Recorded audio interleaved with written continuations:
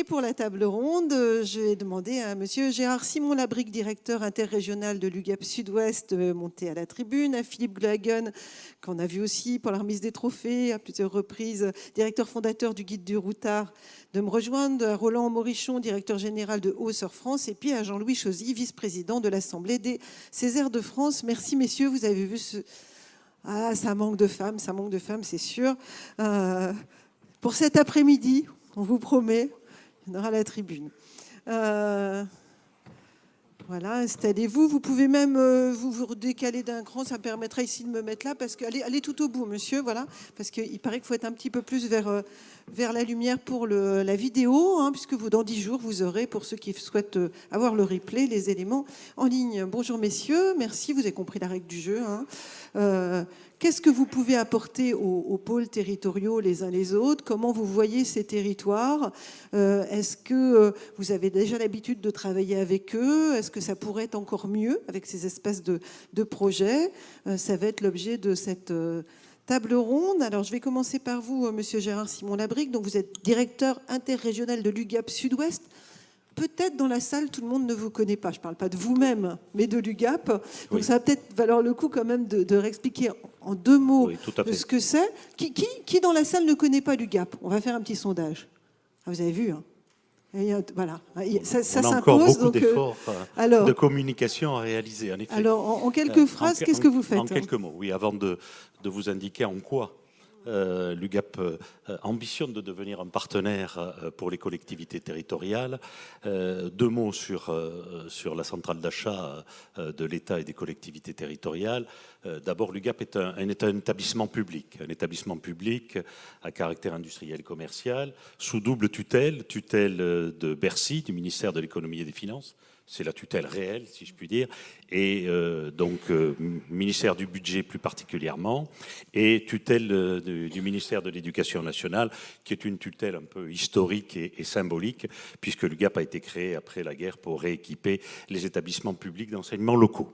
L'UGAP, c'est également c'est la seule centrale d'achat généraliste aujourd'hui, et elle est un acteur un peu spécifique. Donc vous achetez des marchandises dans différents secteurs pour le compte de collectivités publiques? Absolument, nous achetons des biens alors des produits, voitures, mais également des services pour le compte effectivement des entités publiques. Voilà. Alors le principe, c'est que en tant qu'établissement public et dont la mission est l'achat public, nous sommes soumis aux règles de la commande publique, et tous nos achats sont opérés bien évidemment par procédure publique, à la fois publiés au journal officiel de l'Union européenne, et publiés également au bulletin des annonces des marchés publics. Vous facilitez en gros la tâche des collectivités qui ne veulent pas passer directement leur marché, c'est bien ça? C'est un outil de simplification, puisque nous avons auparavant, sur la base des échanges que nous avons avec l'État, les collectivités territoriales et le secteur hospitalier, lancer des procédures d'appel d'offres. Et donc, de facto, lorsque une entité adjudicatrice ou un pouvoir adjudicateur s'adresse à l'UGAP, il est dispensé de toute procédure publique.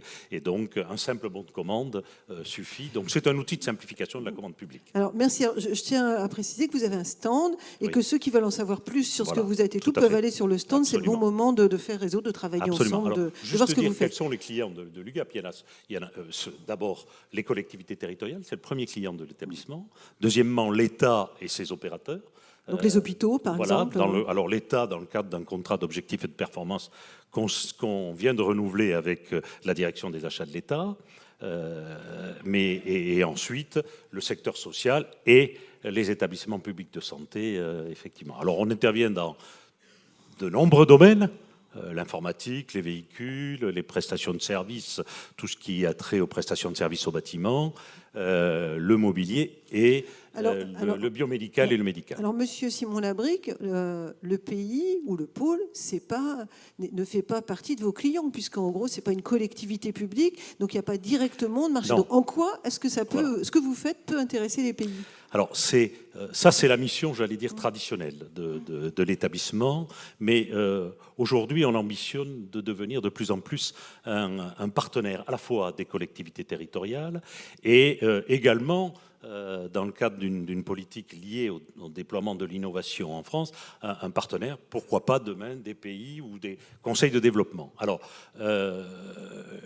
l'UGAP, d'abord en raison de sa mission de service public, mais également par le biais des achats qu'elle réalise, constitue un outil de mise en place des politiques publiques.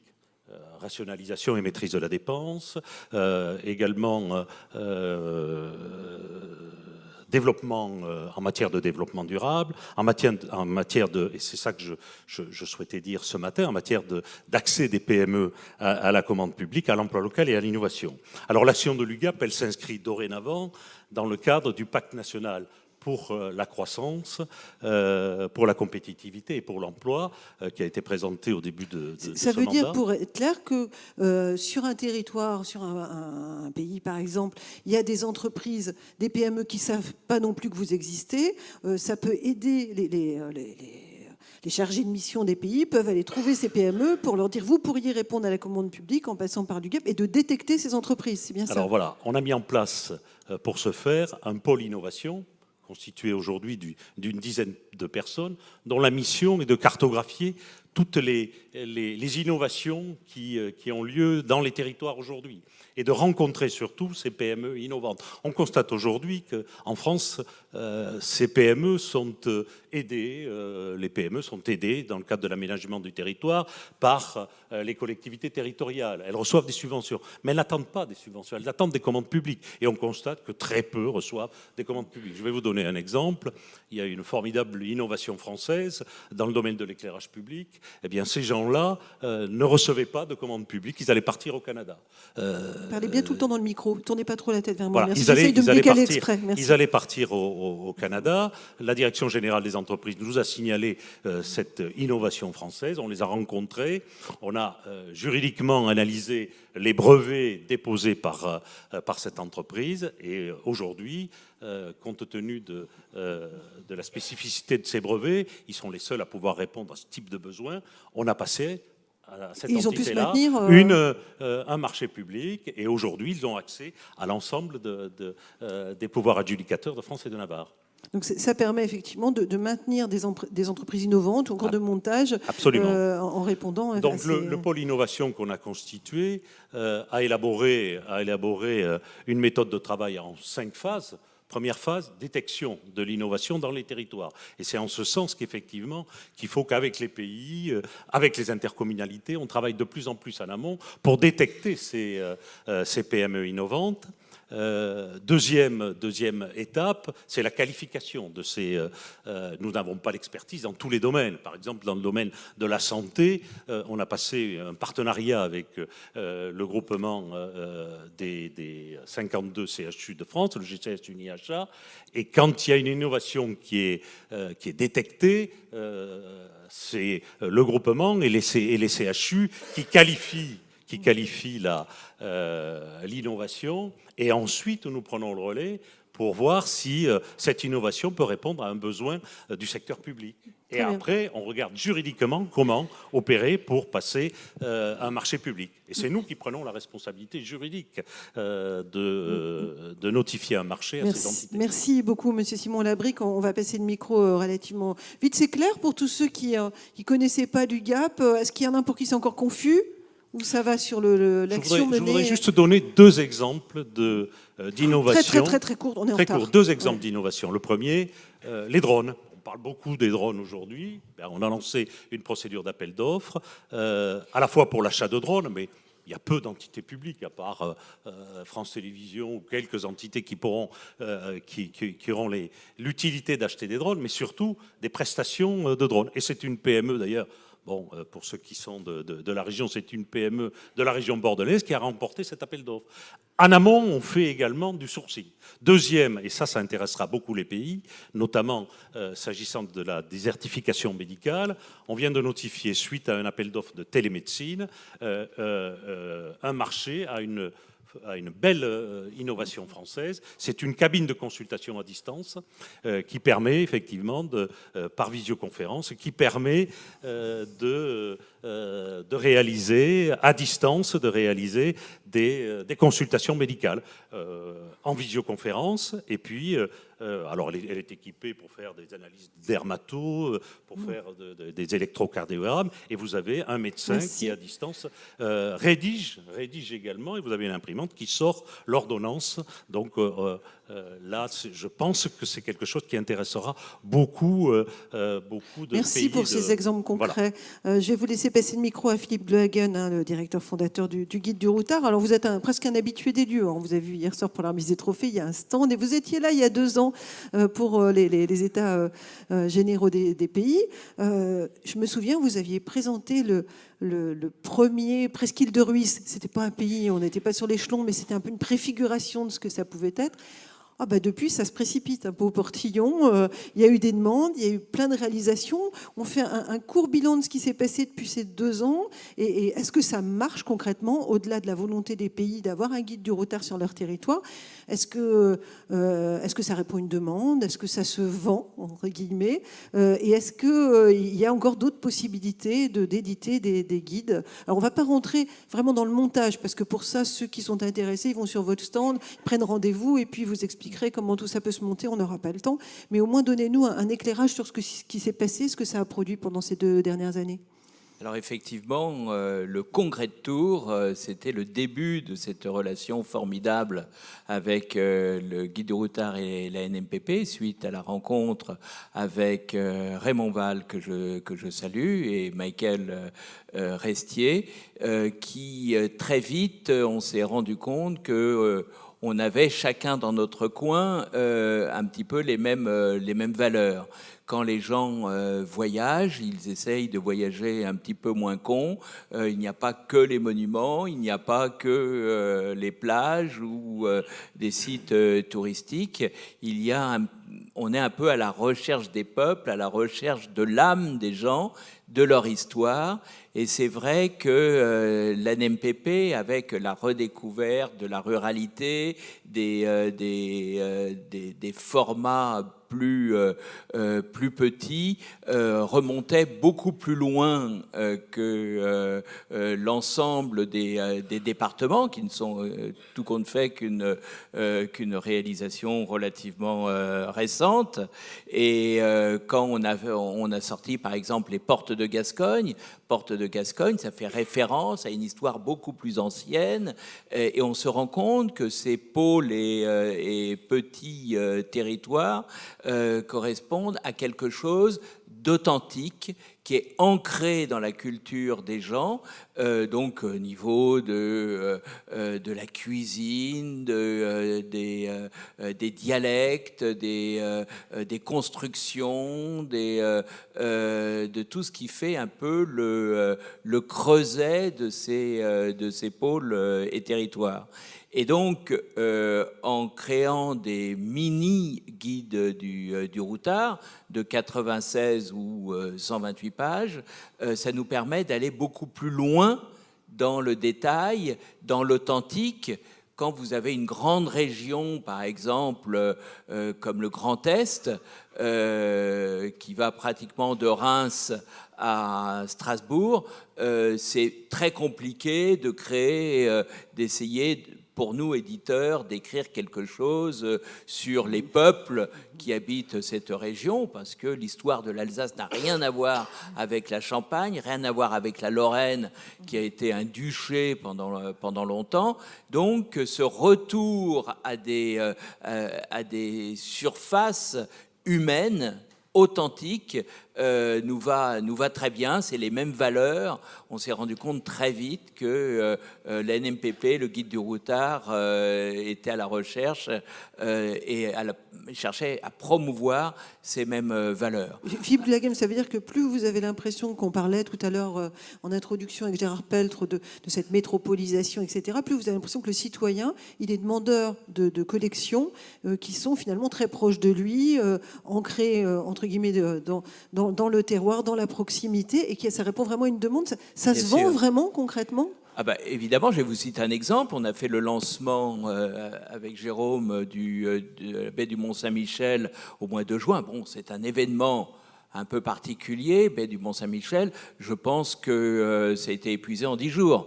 Donc, Combien d'exemplaires je ne peux pas vous dire, mais c'est de l'ordre de 15 000, 20 000 exemplaires. Bon, d'abord, c'est la marque de Guide du Routard. Il y a une grande fidélisation au niveau de nos lecteurs. Il faut que vous sachiez qu'une nouveauté du Guide du Routard, même sans aucun article de journaux, est épuisée en moyenne en 3 semaines, parce qu'il y a vraiment des gens qui nous suivent depuis 40 ans, qui nous sont fidèles, parce qu'ils trouvent peut-être une certaine sincérité, une authenticité dans ces textes.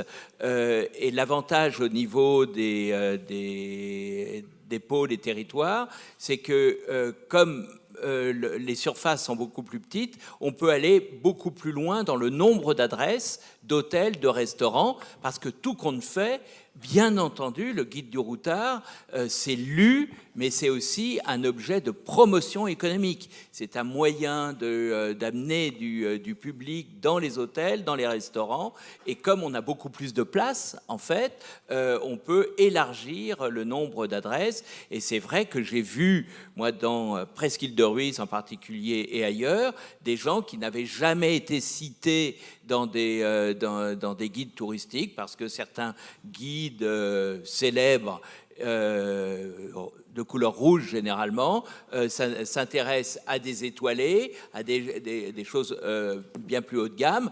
Or, le tissu des restaurants et des hôtels français sont beaucoup plus modestes. Au niveau des hôtels, c'est du 2 étoiles. Et c'est les 2 étoiles qui sont les mieux représentées dans le Guide du Routard. Et les restaurants n'ont pas d'étoiles Michelin. Merci. Alors, quand même, vous parliez du pays du Mont-Saint-Michel. Par exemple, Mont-Saint-Michel, c'est quand même très évocateur. Mais est-ce que tous les pays, quand on est un pays qui n'a quand même pas la puissance derrière lui du Mont-Saint-Michel, peuvent quand même se dire il y a quelque chose à faire, ou est-ce que parfois ça nécessite de se regrouper par exemple à plusieurs pays pour se dire ah là au moins on a une entité qui répond peut-être plus aux besoins du public? Comment vous faites les choses? C'est une très bonne question. Je cite un exemple. Nous allons sortir d'ici quelques mois Canal de Bourgogne. Canal de Bourgogne, ce n'est pas un pôle, ce n'est pas un territoire, c'est une succession de 3 pôles, et donc ils ont une marque, une image absolument formidable que le canal de Bourgogne, le long duquel il y a des châteaux, il y a des villages exceptionnels, des balades à vélo formidables, et ils se sont réunis à plusieurs, ce n'est pas le seul cas, pour présenter en titre Canal de Bourgogne. Et ça, c'est vrai que appuyé par une marque comme le Guide du Routard, c'est un excellent moyen de promotion, parce que c'est uniquement sur ces coins-là, les endroits touristiques les plus forts, que la promotion marche pour le mieux. Ce que je veux vous dire d'un point de vue économique, c'est vrai qu'il y a un stand avec des gens bien plus compétents que moi qui pourront vous parler d'économie et de la question qui compte, combien ça coûte. Il faut que vous sachiez que la plupart des financements pour le Guide du Routard sont payés par des PME. Quand vous avez des élus locaux qui contactent 4 ou 5 PME de leur coin, c'est pas des pages de publicité excessives, mais ça paye la moitié ou les 2 tiers du financement du guide. Et tout le monde s'y retrouve, parce qu'après tout, la publicité, c'est une promotion de ces marques, et ça finance des guides qui servent à l'ensemble de la communauté, à l'ensemble des électeurs, des gens qui adorent leur région. Et ce n'est pas un cadeau pour promouvoir l'ego des élus en disant j'ai mon Guide du Routard. Non, c'est un outil qui est très efficace, et nous on le sait par les ventes, puisque c'est des guides que l'on retrouve évidemment dans toutes les librairies. D'ailleurs, hors de la région, hein. Vous les retrouvez dans les FNAC, vous les retrouvez partout. Ça, c'est la force d'une collection nationale. Et le but véritable, le but concret, c'est d'amener les gens sur ces territoires pour qu'ils découvrent et qu'ils y Merci. restent. Merci. Alors, deux questions pour terminer. Il y a une question qui s'est affichée, qui est arrivée par SMS derrière. C'est en gros combien ça coûte, que ce soit par les entreprises ou un peu de complément par le pays. C'est quoi la participation pour un territoire à la louche? Combien? 50 000 euros. À peu environ, près c'est ça. 50 000 euros. Les réimpressions sont gratuites et tout est pris à la charge du guide du routard, c'est-à-dire que ce sont des rédacteurs qui généralement connaissent très très bien la région qui vont sur le terrain. Merci. Ceux qui veulent en savoir plus, je le redis, vous pouvez aller sur le stand où effectivement il y aura toutes les informations concrètes et pratiques. Dernière question, il y a une liste d'attente pour l'instant, vous êtes plutôt en demande? Alors, ce qui était un peu surprenant, c'est qu'à Tours, on démarrait une idée nouvelle, parce que là, c'était vraiment la rencontre de deux volontés, ANMPP d'un côté, Guide du routard, avec des points communs, des valeurs communes. Et c'est vrai qu'on a été obligé, avec nos amis de l'ANMPP, de créer un petit comité de sélection pour donner un ordre de sélection parce qu'on ne peut pas actuellement tout prendre. 2016, ça a été rempli très très vite. 2017 est quasiment plein. Maintenant, nous sommes là pour des parutions en 2018. Et comme on ne veut pas en sortir des tonnes pour éviter de bâcler, parce que tout compte fait, un guide du routard, c'est quand même un travail qui est long, qui exige du temps et de véritables enquêtes. On préfère le faire à notre rythme. Donc c'est vrai qu'il y a eu la création d'un petit comité de sélection. Merci pour toutes ces précisions, ces questions. Je renvoie sur le stand pour ceux qui veulent encore plus de précisions concrètes. Je vous laisse passer le micro à votre voisin, Roland Maurichon, directeur général de Haut-Sort France. Je crois que c'est comme ça qu'on dit. Alors, pareil, même test que tout à l'heure. Qui ne connaît pas la SAUR? S-A-U-R. Oui, vous disiez que vous aviez entendu dans les couloirs des quelques personnes qui ne vous connaissaient pas. Vous travaillez dans le domaine de l'eau, hein, vous êtes dans l'eau, vous êtes un des acteurs de gestion de l'eau. Aux côtés, on connaît aussi la Lyonnaise des eaux, etc. etc.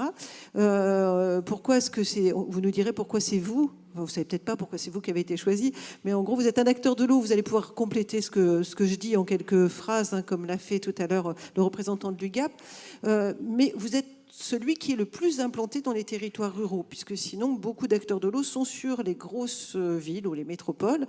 Donc, dites-nous en 2 mots ce que vous faites, et puis après, on verra sur les spécificités de votre implantation et de votre façon de travailler. Alors, bonjour.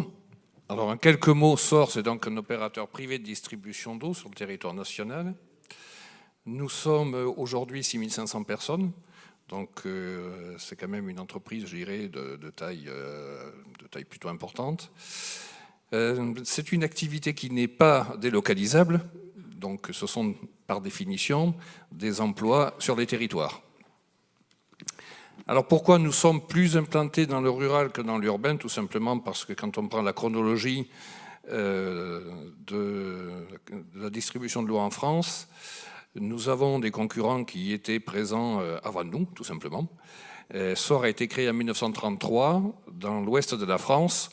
Et donc, les positions urbaines étant prises, SAUR est devenu tout naturellement l'opérateur de référence du monde rural. Ceci étant, nous avons aujourd'hui une stratégie de développement dans les centres urbains, tout en conservant cette dimension rurale qui a fait, je dirais, les succès de notre entreprise. Alors, au niveau des territoires, puisque nous sommes là pour parler des territoires, je parlerai plus d'ailleurs des territoires que des pays, parce que nous sommes en contrat avec des collectivités, des EPCI, des communautés d'agglomération. Et bien sûr pas avec des pays, puisque les pays n'ont pas la compétence de gestion de l'eau. Exactement, mais souvent, je dirais, on retrouve les élus des pays dans les communautés de communes ou dans les collectivités avec lesquelles nous avons des contrats. Je voudrais juste illustrer notre stratégie en matière d'implantation des territoires à travers 4 ou 5 exemples. Je dirais que pour nous, les territoires, nous sommes des acteurs des territoires, nous ne sommes pas qu'implantés dans les territoires. Et pour illustrer cette politique-là, je vais citer quelques exemples qui vont vous parler. Le premier exemple, c'est que dans l'organisation de l'entreprise, nous avons une organisation extrêmement décentralisée, contrairement à des concurrents.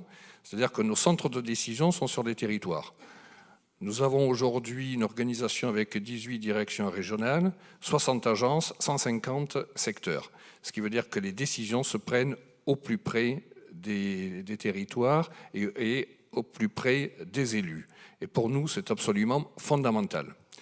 Deuxième exemple, au niveau des relations clients-consommateurs, puisque nous desservons en France à peu près 3,5 millions de consommateurs, nous sommes la seule entreprise qui n'a pas de centre d'appel, soit en région parisienne ou à l'étranger d'ailleurs. Vous avez des bureaux locaux voilà. Directement sur les territoires, c'est ça? Exactement, nous avons 180 points d'accueil clients sur les territoires. Alors nous en avons bien sûr là où nous avons des contrats, là où nous sommes implantés, et nous employons à peu près 400 personnes dans ces points d'accueil clients pour que les consommateurs, en quête de demande sur les factures, sur les abonnements, sur de nouveaux branchements, puissent nous trouver, je dirais, le plus près possible de leur domicile. Ça, c'est pour nous fondamental. Je dirais que c'est un élément de différenciation. Nous sommes dans une relation beaucoup plus proche. Dans nos valeurs, il y en a une qui, je dirais, symbolise bien ce que nous faisons, c'est la proximité.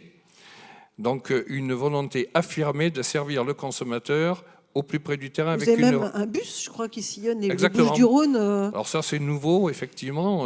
Du côté dans la région de Arles, nous avons même, c'est tout nouveau, un bus donc, qui nous permet de nous déplacer sur les communes avec des intervalles à intervalles réguliers pour aller à la rencontre des consommateurs qui souhaitent avoir des renseignements sur leur service d'eau.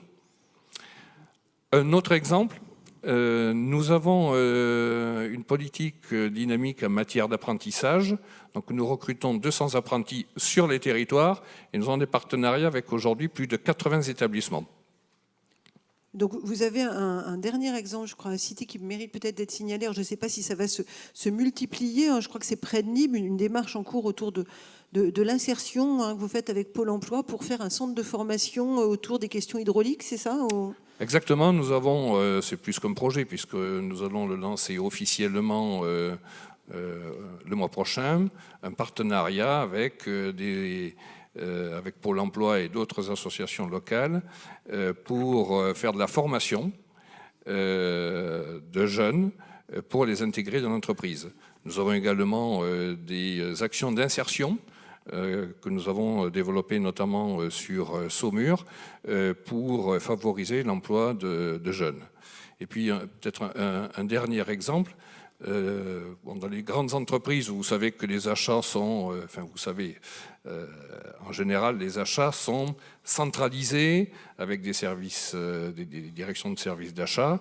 Bon, c'est également le cas chez SOR, mais un tiers de nos achats, c'est à peu près 150 millions d'euros, sont des achats locaux. Donc que nous achetons dans les entreprises locales. Les véhicules, par exemple, sont achetés chez les concessionnaires. Exactement. Ce sont des conditions nationales, mais on fait travailler des acteurs locaux.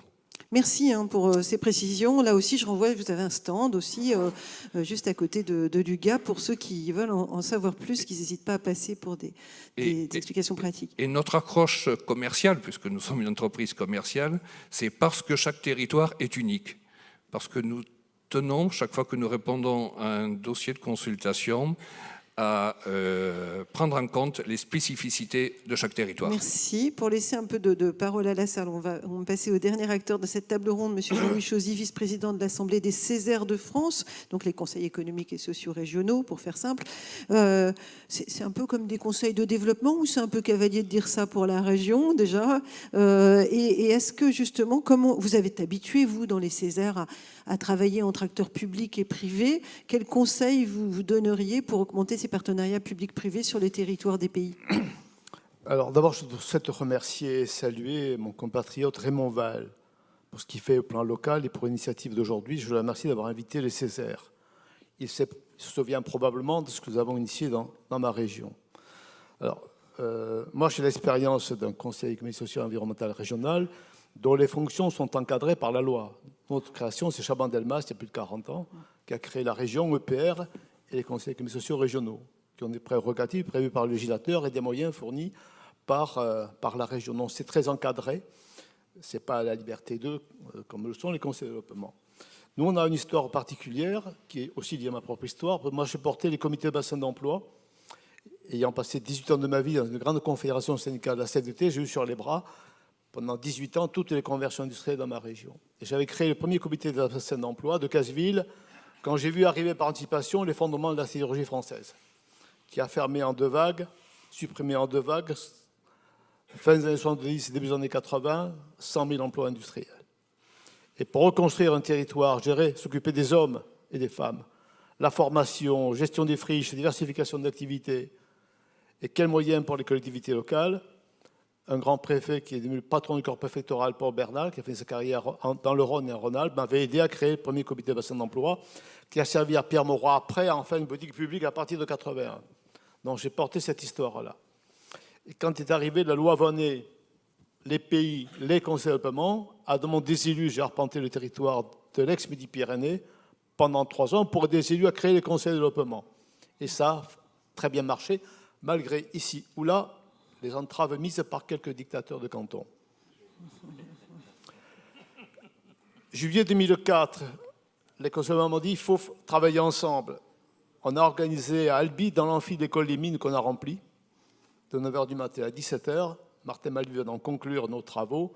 On a réuni 32 conseils de développement aglo pays et créé à leur demande la conférence permanente des conseils de développement de la région Midi-Pyrénées. Nous servions de tête de réseau sans tutelle. 2 réunions par an, comment travailler ensemble et progresser ensemble. Avec quelques résultats. En réfléchissant au message que je pouvais faire passer, j'en ai 2 ou 3. Nous avions travaillé sur l'offre de soins, ce n'est pas de compétence de la région, mais comment garder un territoire équilibré dans une région qui a une capitale incontestable, Toulouse, un réseau de villes moyennes faible par rapport à ce qu'on dit ville moyenne au plan national, c'est plus de 100 000 habitants. La deuxième ville après tout, c'est Tarbes, 72 000 habitants. Et de petites villes, mais vivantes, qui irriguent leur environnement. Et la question de l'accès à l'offre de soins, au moment où se posait la question à répétition de fermeture des hôpitaux de proximité, on a traduit sur le territoire de santé. Et le pays Midi-Quercy, Caussade, Tarn-et-Garonne, par le conseil de développement, où nous avions planché pour présenter nos travaux, a créé, est à l'origine de la création de la première maison de santé. Deuxième exemple, la Mécanique Vallée, on ne connaît pas forcément à Bordeaux, c'est Rodez, Decazeville, Figeac, Brive, Tulle, Corrèze, 210 entreprises, 14 000 emplois industriels, 60% aéronautique, 40% industrie automobile. Économie de production. Dans une région qui a un chômage à 2 chiffres, on cherche 400 emplois à la lanterne. Eh bien, la région a financé une étude pour un diagnostic partagé. Ça s'appelle gestion prévisionnelle des emplois et des compétences. Le dialogue avec le conseil de développement du groupe industriel, syndicaliste et ONG permet de faire émerger des propositions. Et pendant 10 ans, ce système a bien fonctionné. Et nous nous préoccupons de le relancer dans un temps qui est moins porteur, parce qu'un vent mauvais souffle sur la fonction consultative. Il y a toujours beaux esprits pour dire le CESE, ça coûte cher, on le supprime. Pour faire bonne mesure à la fin, on ajoute aussi les Césaires, on représente 0,5% du budget communication des régions. Vous voyez si on coûte cher.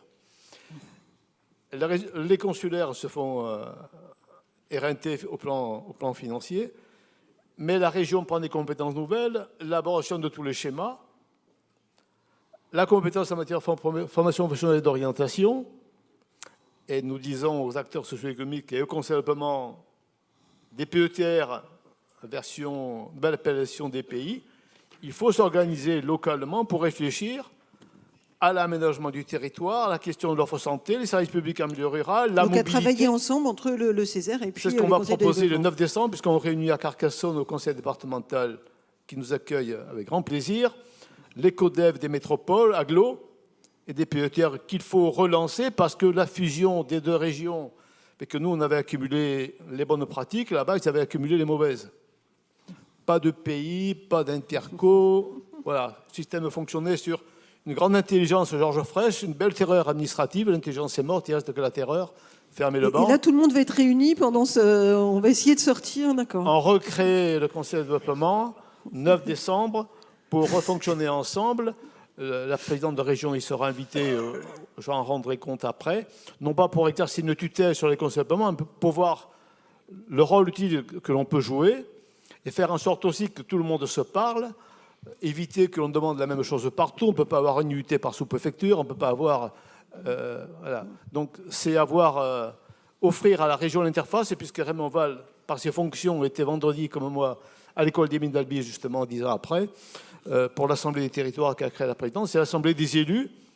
Mon travail à moi, c'est de fédérer les conseils de développement des territoires semi-ruraux, semi-urbains, pour avoir aussi une offre de propositions sur différents sujets, les services publics, la mobilité, transition énergétique, l'accès à l'offre de soins, gestion territoriale des emplois et des compétences, puisque la région choisit 18 bassins d'emploi pour définir l'offre de formation, les schémas de développement économique, et voir comment on peut travailler ensemble sans esprit de tutelle Merci et de chapelle. pour cette coopération qui s'amorce et qui, j'espère, sera fructueuse. Je tiens à ce qu'on garde du temps avec la salle qui n'a déjà pas pu intervenir suite à la conférence de Gérard Peltre tout à l'heure. Donc, je vais vous laisser un micro. Et je sais que dans la salle, il y a monsieur Yves Longchamp, qui est coprésident de la coordination des conseils de développement, qui, justement, on peut rebondir là-dessus pour déjà peut-être commenter ce qui vient d'être dit par monsieur Chauzy. On va vous laisser un micro. Et réagir et donner peut-être un message sur cette collaboration. Merci beaucoup. Donc, bonjour à tous. Nous avons eu de la part de monsieur Peltre une présentation remarquable des atouts des territoires et des talents des territoires qu'il s'agit de mobiliser. Cette table ronde a démontré la richesse aussi de l'intervention de partenaires au niveau national, au niveau régional, pour apporter un outil et un support au territoire. Donc moi, je voudrais parler un petit peu des conseils de développement et rebondir sur l'intervention de M. Chauzy, que je remercie, ainsi que je remercie d'ailleurs le président Val pour cette invitation à m'exprimer ici. Donc les conseils de développement, ce sont des outils au service des territoires qui sont consubstantiels au territoire, qui appartiennent au territoire et qui ont vocation à être vraiment les outils centraux pour faciliter la mobilisation des talents, des acteurs et des habitants du territoire, pour les sensibiliser aux enjeux et pour faire émerger des projets. Pour du développement économique, pour la transition énergétique, pour la préservation de la biodiversité, pour l'intégration du numérique, pour l'économie circulaire et bien d'autres choses, il est clair que concevoir des projets, c'est une chose, et ensuite, il faut les accompagner dans la durée, les mettre en œuvre, et là, ce sont vraiment les acteurs et les habitants qui, ensuite, doivent changer leur comportement et intervenir concrètement pour assurer ces succès dans la durée. Donc, les conseils de développement ont vraiment vocation à être aux côtés des élus pour faciliter cette mobilisation, l'émergence de projets, et ensuite accompagner cette mise en œuvre et sensibiliser les habitants aux enjeux. Voilà, donc ça c'est un petit peu mon premier point sur les conseils de développement. À partir de là, la loi NOTRe et la loi MAPTAM ont prévu d'une part une consolidation des missions des conseils de développement et aussi et peut-être surtout la généralisation des conseils de développement au niveau des EPCI à fiscalité propre de plus de 20 000 habitants, c'est-à-dire à niveau de quasiment tous les territoires ruraux. Je précise que la loi a prévu une grande souplesse avec la possibilité de créer des conseils de développement entre EPCI contigus en fonction des réalités locales. Et puis d'autre part, elle a prévu, enfin ça c'est la loi MAPTAM qui a prévu la création de conseils de développement au niveau des PETR. Donc pour rebondir aussi sur ce qui a été discuté dans la table ronde numéro 1, je crois hier, sur l'articulation entre les EPCI et le PETR, on retrouve aussi cette souplesse et cette diversité des cas de figure et une capacité de s'adapter à la diversité des territoires pour ce qui concerne les conseils de développement. Donc la coordination nationale, pour ce qui la concerne, a souhaite accompagner les élus dans la réflexion sur la création de conseils de développement, capitaliser un petit peu sur l'expérience qui a été acquise par les conseils de développement existants depuis une dizaine ou une quinzaine d'années, pour répondre simplement aux questions que les élus pourraient avoir dans leur réflexion pour cette création. Donc nous avons édité un vadéumécum que la NPP, merci le président Val, a bien voulu accepter de glisser dans la pochette des participants. Et puis nous organisons aussi des rencontres en région. Nous en avons une demain à Bordeaux, une autre qui est en train de se mettre en place à Toulouse le 30 le 30 novembre prochain, en partenariat et à l'initiative d'ailleurs de l'UNADEL, et puis d'autres qui sont prévus ou qui ont déjà eu lieu, comme dans le Grand Est. Merci. Voilà. Et peut-être petit clin d'œil, un petit dernier mot pour M. Chauzy. Nous avons aussi établi une relation, nous sommes partis pour une coopération étroite et un partenariat étroit entre les Césaires et les conseils de développement, qui sont deux instances un petit peu similaires en matière de transversalité des acteurs de la société civile, pour travailler de façon concertée et coordonnée, chacun à l'échelle territoriale pertinente, pour le développement des territoires. Je vous remercie. Merci pour ces précisions sur ce que vous faites et sur ces rendez-vous qui, j'espère, sont bien notés. Il y a donc 2 micros qui sont à votre disposition dans la salle, puisqu'on est allé très vite sur cette table ronde pour essayer de gagner, si c'est possible, à la demi-heure perdue au démarrage. Donc vous avez 10 minutes, un quart d'heure pour des questions, des réactions. Il y a une question qui est arrivée par SMS sur les avantages d'éditer un guide du routard pour le territoire du pays. Je l'ai vu passer tout à l'heure. Je pense que ça a été pas mal évoqué par Philippe Glagen, mais s'il y a des points sur lesquels on veut revenir, si on a un peu de temps précisément, il ne faudra pas hésiter, Monsieur Glagen. À part ça, est-ce que dans la salle, il y a des réactions, des questions, des besoins de précision, des choses qui ne sont pas claires? Je vous dis, on est allé vite. Il y a monsieur qui souhaite un micro, là. Voilà. Merci beaucoup, c'est très gentil à vous d'aller passer au 5e rang, 4e rang. Merci, c'est très gentil. Oui, bonjour, Jean-Luc Carpentier, vice-président du Conseil de développement du pays du Roumois, c'est la Normandie. C'est aujourd'hui l'un des 3 territoires engagés dans le GAL Seine-Normande. Sans esprit polémique, mais franchement sans esprit polémique. Monsieur Simon Labrique. Quand on commence comme ça, c'est pas très bon. Enfin, je voudrais quand même nuancer votre propos et votre enthousiasme. La commande publique a ses règles et vous avez respecté que juridiquement l'UGAP le respectait. Les entreprises locales n'aiment pas beaucoup quand même les collectivités locales qui achètent à l'UGAP. Il faut le savoir. Le candidat lésé, d'ailleurs, a souvent recours à une démarche à l'amiable avant d'engager une procédure lourde auprès du juge administratif pour contester l'achat public réalisé par la collectivité locale. Mais il n'empêche que, et tout en respectant votre propos et votre enthousiasme, bravo, sachez que des acteurs locaux nuancent quand même cette idée que le groupement public d'achat national est une réponse au développement local. Voilà. Merci. Vous êtes conscient de ces résistances? Est-ce qu'effectivement... Oui, elles existent et c'est une image épinale, monsieur, parce que 70%... Non mais les chiffres sont là. 70%... Alors, j'entends bien, on n'a pas vocation, je vais vous dire, on pèse 5% de la commande publique. Donc, on n'a pas de situation monopolistique. Ce que vous dites, effectivement, c'est certainement beaucoup plus un ressenti que la réalité, dans la mesure où 70% des titulaires de marché de l'UGAP sont des PME au sens INSEE du terme. Donc, on a 70% de nos PME, de nos titulaires de marché qui sont des PME.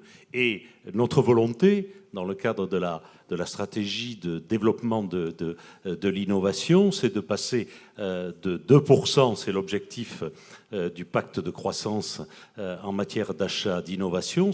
Et cet achat d'innovation, c'est essentiellement destiné à promouvoir les PME sur les territoires, de passer de 2%. On a acheté en 2015 plus de 50 millions d'euros auprès de PME innovantes. Je parle que de l'innovation.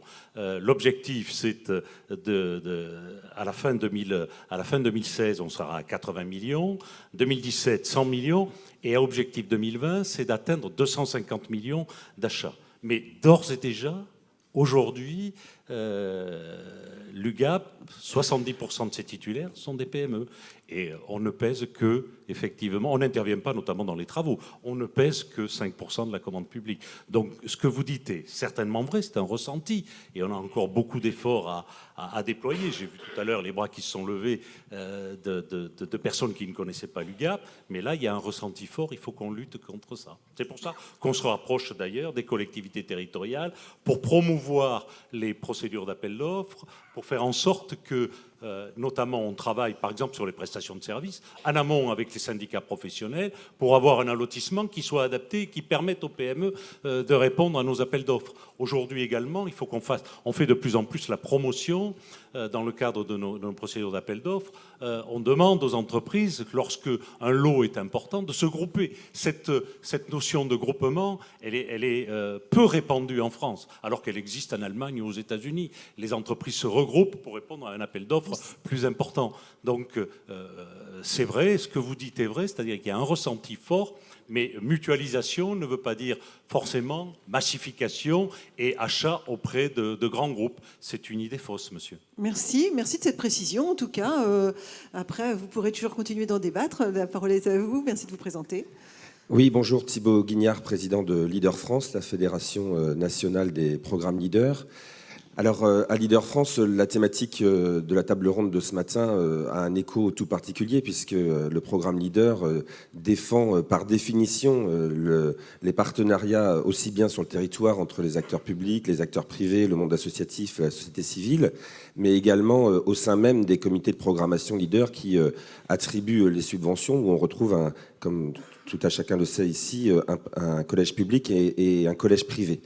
Et quand j'entendais cet appel au travail en réseau au niveau européen avec Gérard Peltre et au niveau national avec la table ronde que l'on vient d'entendre, je me disais que pour qu'il n'y ait pas de différence entre la politique de la ville et la politique de la ruralité, il faudrait peut-être que l'on demande une certaine forme de réciprocité à l'État, ou en tout cas de parallélisme des formes.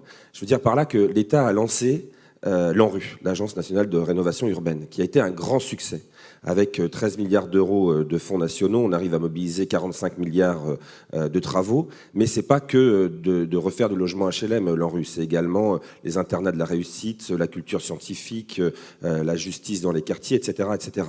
Et je pense qu'aujourd'hui, dans cette période qui s'ouvre, où les décideurs nationaux sont particulièrement à l'écoute des propositions qui pourraient être remontées, je pense que nos territoires ruraux, nos territoires de projet, qu'ils soient PETR ou sous d'autres formes, pourraient porter l'idée d'une grande agence nationale de développement rural sur le modèle de l'ANRU, partenarial, financé par l'État, mais pas que, qui permettent de mettre tout le monde autour de la table, d'avoir un travail sur toutes les thématiques et d'avoir ce que les villes ont eu et qui a été un succès ces dernières années, l'ANRU, mais version campagne. Merci pour cette proposition. Là aussi, ça peut amener à discussion ce midi, notamment lors du déjeuner autour de cette question.